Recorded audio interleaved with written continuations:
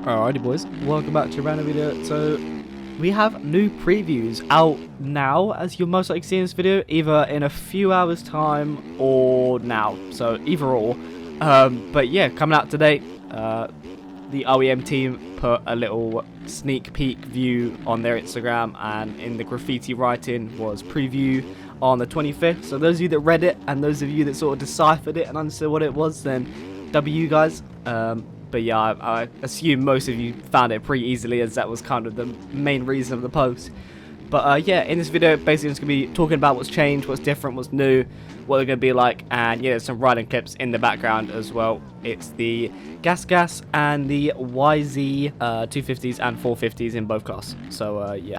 But yeah, they've changed the tyres. There's multiple new tyres now, so there's about 3, maybe 4 different tyres now. There's like the 120/90, there's a 120/80. There's enduro tyres as well, so those of you that like enduro, and I believe, I haven't tested it, but I believe Krackenberg would be doable again.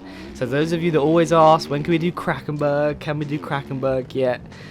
Basically, I believe these tyres will fix enduro. And it's nice that you have to sort of ride the bike more realistic now. So the tyre changes that they made as well is they've changed the overall traction of like the stability.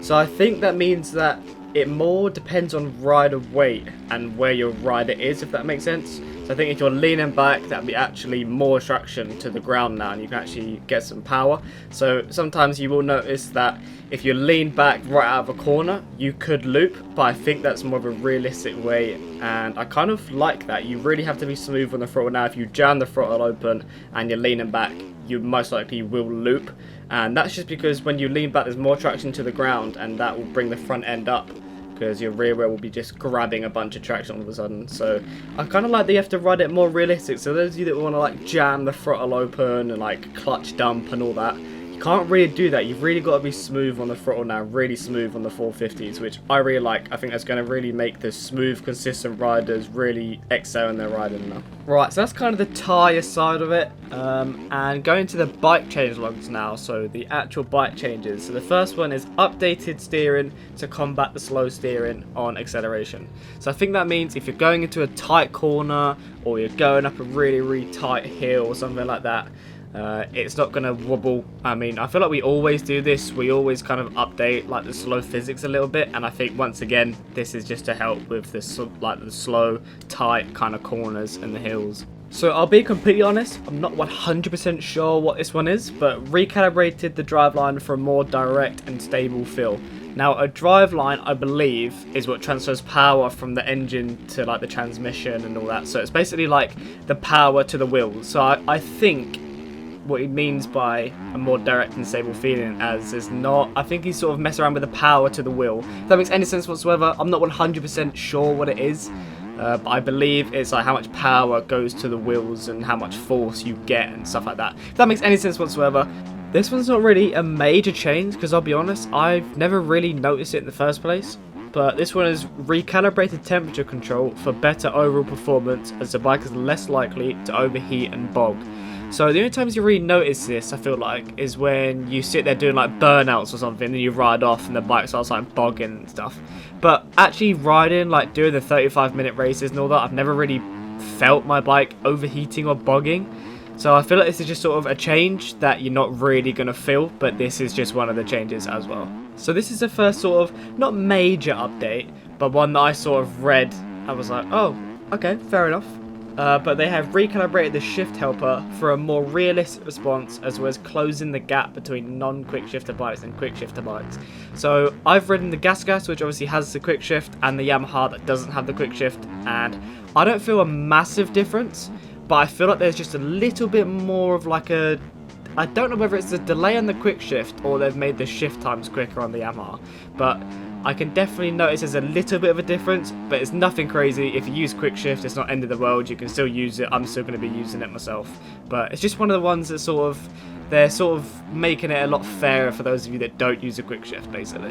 And then you've got the added subtle driveline sounds for more accurate audio feedback as to where you are on the bike RPM range, as well as adding to the emergent spatial audio support.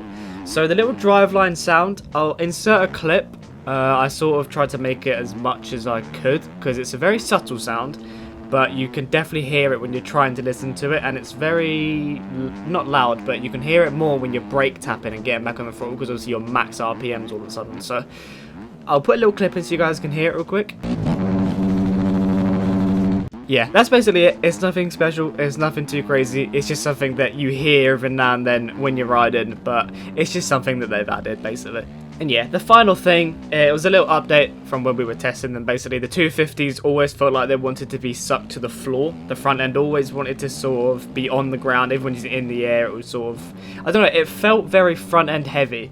So JVDR basically just went in, he updated the power to the ground for the MX2, so it doesn't change anything on the 450s, just the MX2. It just wanted to suck the front end down, and I think it was an engine braking thing or something like that. So yeah, he's updated that basically so the 250s ride a bit better, and that was just sort of a little update from when we were testing. But yeah, that pretty much is all of the changes that we've done. And yeah, they should either be out as you guys have seen this video or coming out within the next few hours or so. I'm not 100% of the time. I haven't been given a time of when they're releasing. But yeah, all I know is that they will be today. And yeah, I don't normally upload on Sundays, so I thought might as well get this out, sort of get it out nice and early as I'm part of the OEM team. I can sort of, you know, pre-record this before they come out and then upload it pretty much as soon as they come out. So those of you that are downloading them can watch this or something while I get them. And yeah, just find out what's different and what's changed. And my overall thoughts and opinions on this is the 250s have changed, but I don't think they're a dramatic change.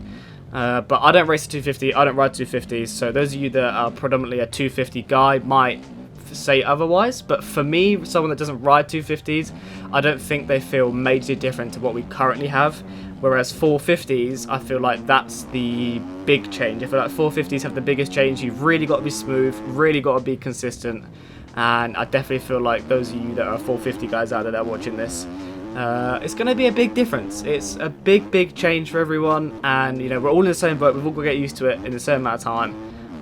But yeah, definitely a big change, and yeah, hopefully you guys do enjoy these preview bikes. They've been worked very hard on, and of course keep giving your feedback. That's what these previews are for. They're for us to sort of get an idea of what you guys think, what you guys like, what you guys don't like, and yeah, just let me know in the comments if you have them as well, if you're riding them. If you see us a few hours or so after they come out, let me know in the comments what you guys think of them. And yeah, appreciate you boys watching, and enjoy about a minute or two of me just running laps on the GasGas 250. Peace.